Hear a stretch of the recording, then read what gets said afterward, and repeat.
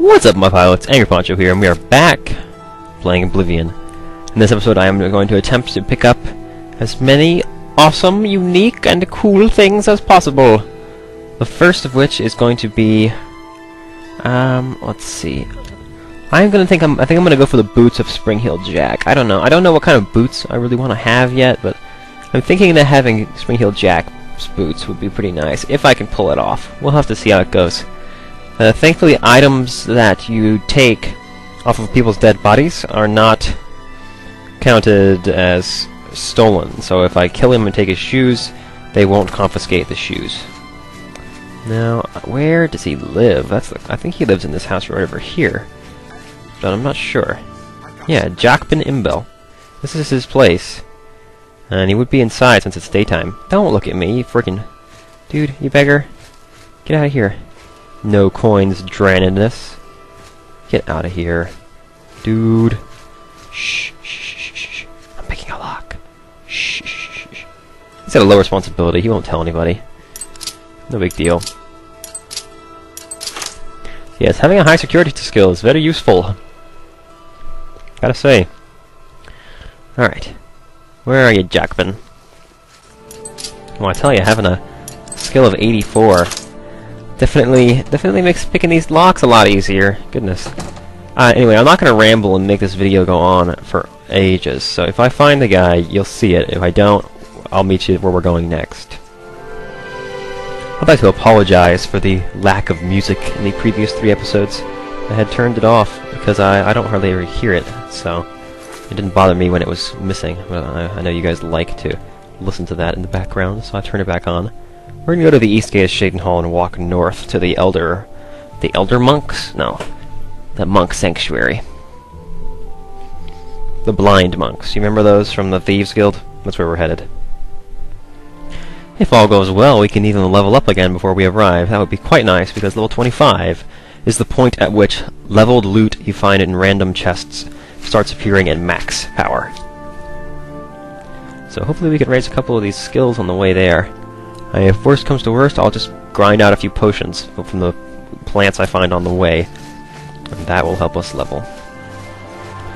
Oh my, it appears that our activity in the main quest has changed things quite a bit in the world. Here we have a gate to Oblivion. Well, I suppose this is as good a time as any to show these. They'll appear at random places in the wilderness. As you can see, there's nothing really here. There isn't normally a gate here. If I had not completed that first quest in the Mages Guild, or in the main quest, this gate would not have appeared.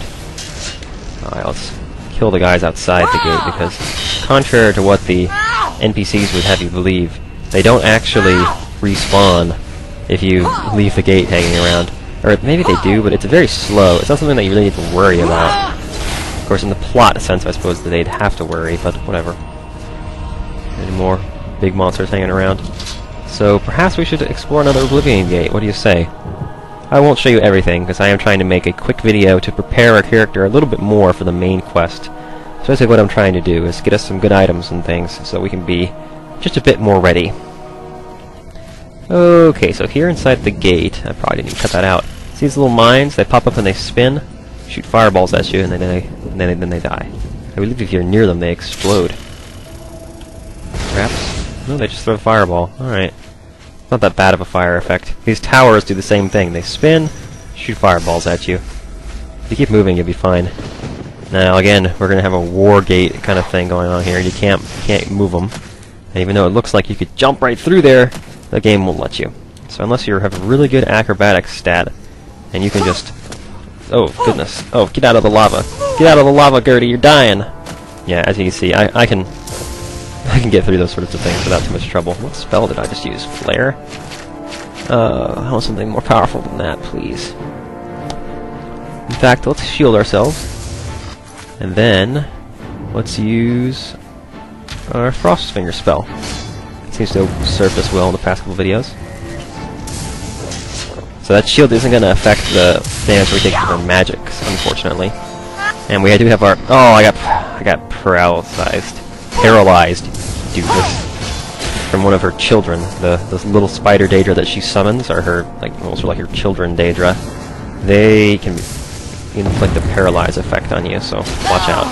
At least my shield spell's worn off now, so I'm still absorbing half of all the magic that hits me because I'm the Atronac, and the orc in me is resisting the other half, 35%. So things are going pretty easily. So as you can see, this tower you just march right up to it if you're any good at the game. Ah, get out of my face, dude. I need some tips from you guys about how to fight evilly because they're the one enemies that really give me trouble. A couple potions of respite, perhaps. Let's see, there we go.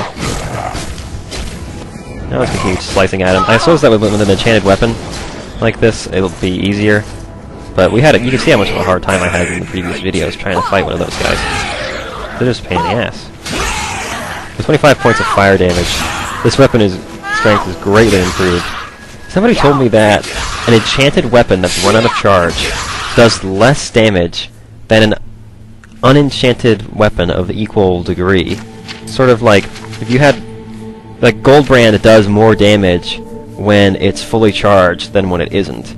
And not just because of the increase in... what do you call it? Not just because of the damage that it's dealing in its magical effect, but because the sword itself does more damage when it's fully charged. Now, I don't know if that's true. I like to believe the things you guys tell me in the comments, but that doesn't make sense to me. If you guys know anything about that, like, or whether or not that's true, you know, confirm or deny in the comments. Alright, so let's speedrun this place. I'm gonna speed this up and maybe play some music. Pull a chug of Conroy on your ass. See, I had to go down a little turn there to go into the first rending halls. Basically, it'll be the same as the other gates we've done, or the other gate.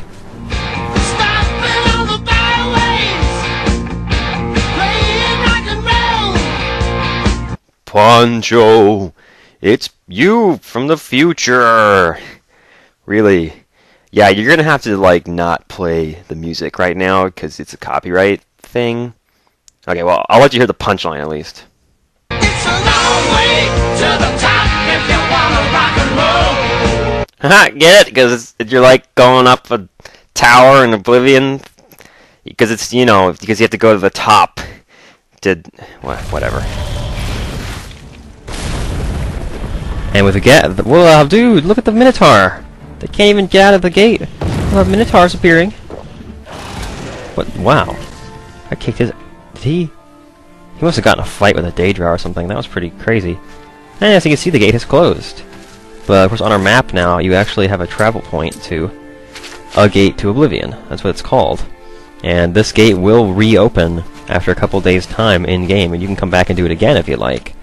I forgot, once again, to save before going into the Sigillum Sanguis. But we got a Disintegrate Weapon / Fortify Blade. Transcendent Sigil Stone. That's not so bad, actually. Disintegrate Weapon 50 points. We do that twice, and their weapon is now useless. It's a pretty good Sigil Stone to take, I suppose. But what we were doing was heading to the Monk Sanctuary, so I'll meet you there.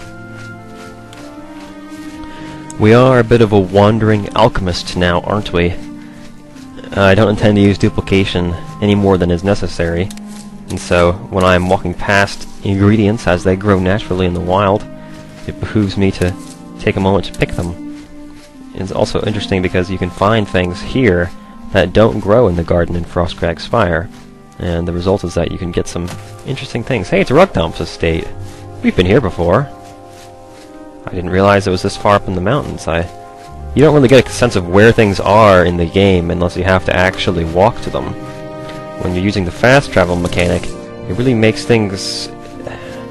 It sort of defeats the purpose of having a really large game world when you're able to instantly travel to one place or another. I liked how it was in Morrowind, where you could purchase a ride, or you could pay the Mages Guild to send you somewhere, teleport you, essentially. But you weren't able to just open up a map and find yourself there. And I enjoyed that. I hope that they fix the fast travel thing in Skyrim. Not to say that this one is bad, just to say that it could be better.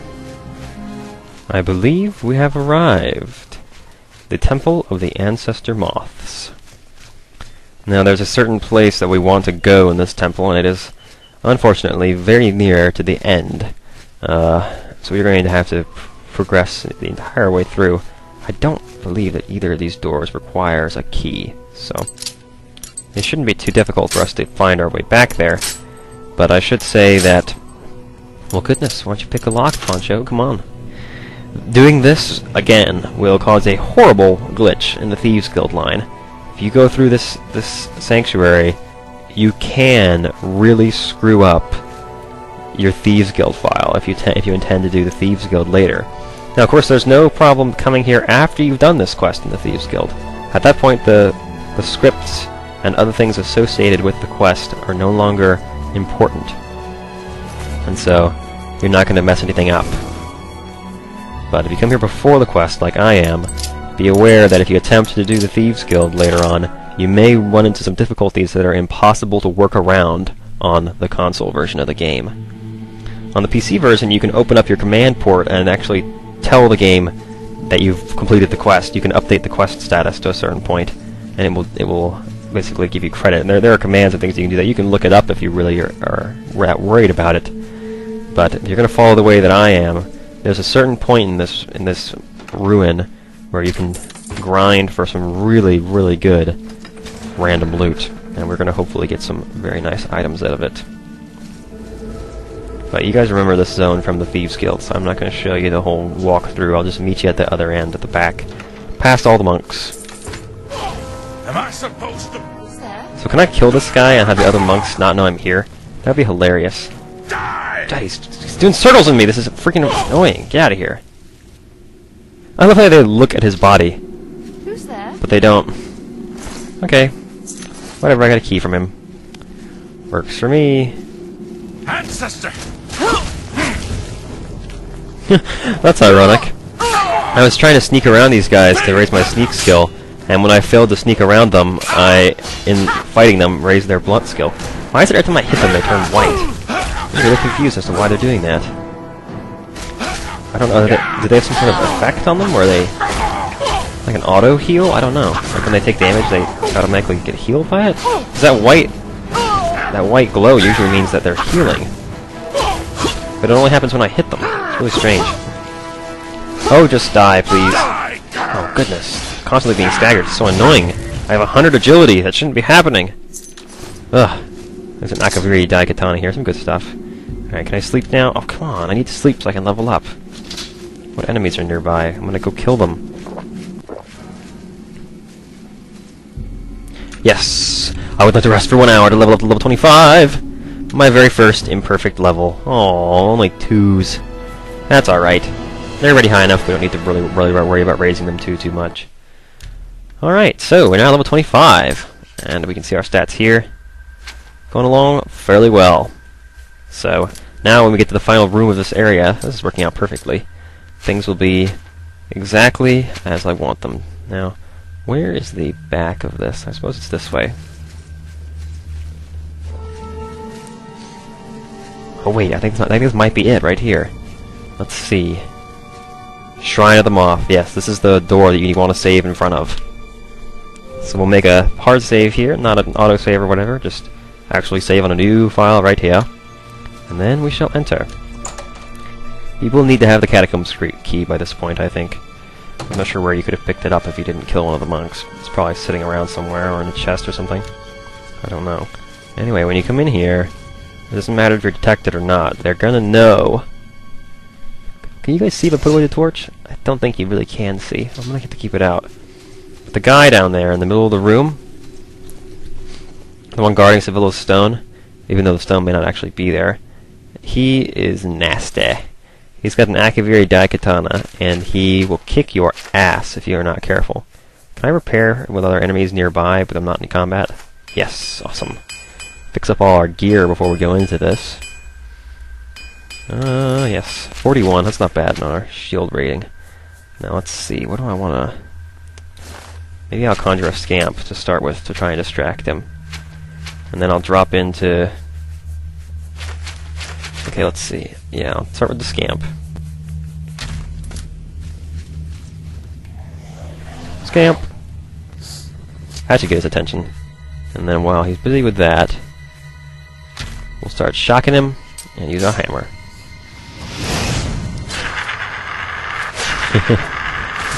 Yeah, you like that, don't ya?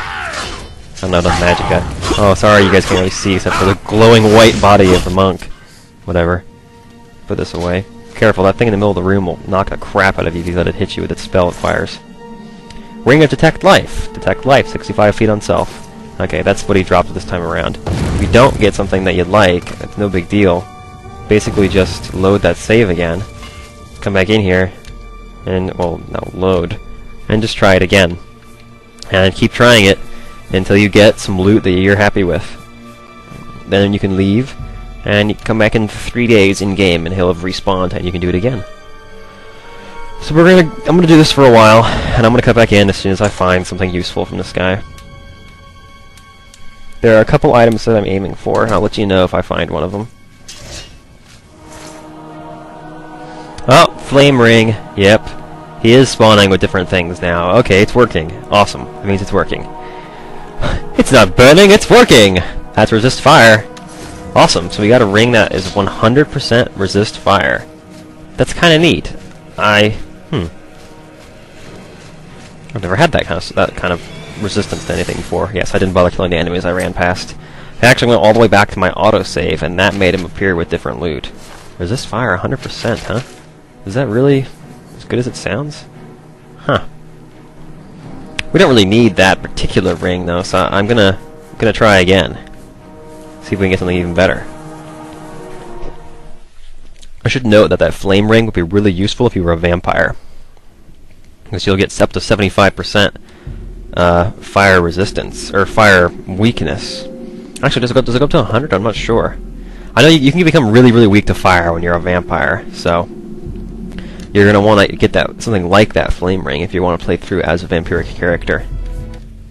Yes, I am going all the way back to this autosave and then running through the cave, because basically I'm only going to be interested in this guy getting this guy's loot one time, so it doesn't matter if the enemies are pissed at me, because I'm about to run out of the cave and go somewhere else afterwards anyway. So I'm essentially just zipping my way over there, and if I don't get what I like, I just reload my save. It doesn't matter to me whether or not the enemies are pissed. Ring of the Armorer. Fortified Armorer, 10 points. Nah, not what I'm looking for. Yeah, I'm getting the Armorer one again. Apparently, it doesn't load... Apparently I'm wrong about which door it is. It's one door earlier than I told you, so... If you go back to this save... Well, let me show it to you. Was that torch moving in the save file? Oh no, just two close together that have the same image. So it looked like the torch was flickering. That's kind of neat. But if you go all the way back to this save, when you're outside the door, it's not going to work. So basically, you need to save out by the bed area, and then zip into where he is, and that will give you a different item. You'll know it's working if the enemies that spawn in your way each time are different, and if the loot in this chest is different. Those things will change at the same times his loot that he drops will change.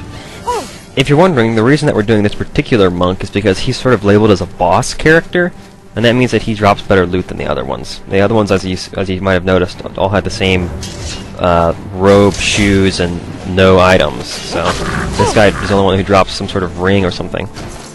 And this time we've got the base ring of block. Fortified block, 6 points. Garbage! I know he's got better stuff than this.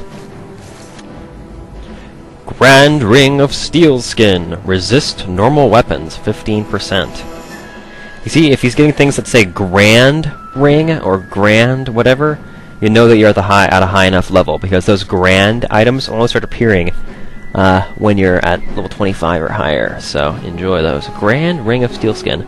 Resist normal weapons, 15%.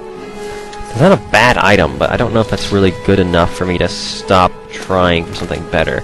I know for a fact that there are two particular items that I'm aiming for that are much better than that. Yeah, we got it! This is what I wanted. The Necklace of Swords. Reflect damage, 33%. And it fortifies our blade skill, which is not as exciting as the 33% reflect damage. I don't think you guys realize, or maybe you do realize, and you're like, yes, reflect damage! This is the single most useful and powerful effect that your armor can have, that any kind of amulet can have in this game. It is essentially the best you could hope for, is reflect damage. Now, it doesn't work on spells, but as you can see, we're already kind of building a character resistant to spells. Now we're building a character that's resistant to anything else, melee attacks, bows, etc. So, Now we are safe outside. Let's put away our torch and put on our new item, the Necklace of Swords. 33% reflect damage. You know, my blade skill is probably higher than my 78. An effective 78. Oh, we still have enemies coming, huh? Well, that could get really annoying. Well, I can't go back in there, can I? No, I can't go back that way, so... I suppose that if there are enemies nearby, I shall have to just outrun them. Let's take a look at our stats now here. Yes, reflect damage. Good stuff. And now we're going to attempt to get another item that is going to allow us to get reflect damage. But I suspect that there will be a division in videos. I have no idea. I'm recording this all at once, so... no real information here.